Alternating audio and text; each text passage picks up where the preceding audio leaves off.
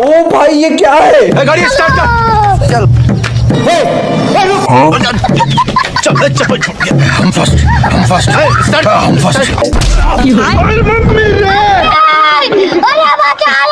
তো গাছের কাছে লুকায়, বাট গাছটাকেও গুলি মেরে ধ্বংস করে দেয়।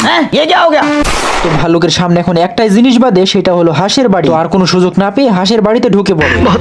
ओ भाई ये क्या है? মানে দেওয়ালে লাগানো ছিল অনেকগুলো গুলি, আর আরেকটা দেওয়ালে ছিল ভালুকের মাথা। তো এখন দেওয়ালে লাগানো ভালুকের মাথার সাথে তার মাথাটা পরীক্ষা করে দেখে। তো এইসব দেখে দ্রুত ঘর থেকে পালাইতে শুরু করে। Oh shit! বাট তখনই দেখতে পায় হাঁসটা বাইরে থেকে ঘরের ভিতরে আসছে। আর স্টোরুমে যতগুলো গুলি ছিল সে সবগুলো গুলি ভালুকের গায়ের উপরই পড়ে। এবার ভালুকটা দেখতে পায় মেঝেতে একটা ভালুকের চামড়া বিছানো আছে, যার জন্য সেই চামড়াটাকে ভাঁজ করে একটা বয়মে রেখে দেয়। আর সে মেঝেতে চামড়ার মতো করে শুয়ে থাকে। खत्म हक दिया। अब तू गया बेटा, अब तू गया देख की बोलबो। মানে এখনো হাঁসটা কিছুই বুঝতে পারেনি। তো এবার যখন ভালুকটা দরজা খুলে পালাইতে যায়, Oh shit! कैसे कैसे लोग रहते हैं यार यहाँ पर। তো অনেক কাহিনী হয়েছে। এবার হাঁসটা ভালুকটাকে দিয়ে অনেক রকমের কাজ করাইতে শুরু করে। তো এদিকে কাজ করাইতে করাইতে পেছন দিক থেকে একটা পুটকির উপরে আগুনের টোপ পড়ে। মানে চিল্লাইতে তো পারে না, যার জন্য হাত দাবড়াইতে শুরু করে। कौन है बे? अबे अंधा है क्या? ये क्या हो गया? তো হাঁসটা এবার অনেক কিছু দিয়ে আগুনটাকে নেভানোর চেষ্টা করে। इतने तेजस्वी लोग हैं हमारे पास।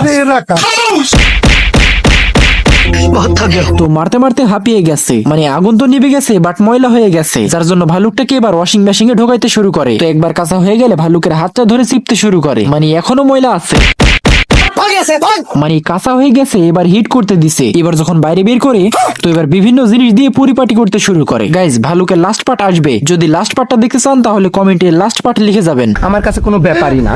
তো ভালুক এখন টমেটোর বীজ লাগিয়ে মাটিটাকে সেলাই করে দিচ্ছে। আমার ভুল হয়েছে, ক্ষমা করে দে। महेंद्र बाहुबली। তো ভালুক এখন একটা এনিমির ছবি আঁকাইছে। যে ছবিটা দেখে একটা হেলিকপ্টার উপর থেকে মিসাইল মারে। তো মিসাইল মারার কারণে ক্ষেতের মাটিটা সমানভাবে বিছিয়ে যায়। তো এখন ভালুকের কাছে শুধু টমেটোর বীজ এবং গাজরের বীজ আছে। তো সেটাকে এখন ভালুক আস্তে আস্তে লাগাইতে শুরু করে দেয়। বাট কি এখানে তো দেখতেছি ডিমেরও চাষ আছে।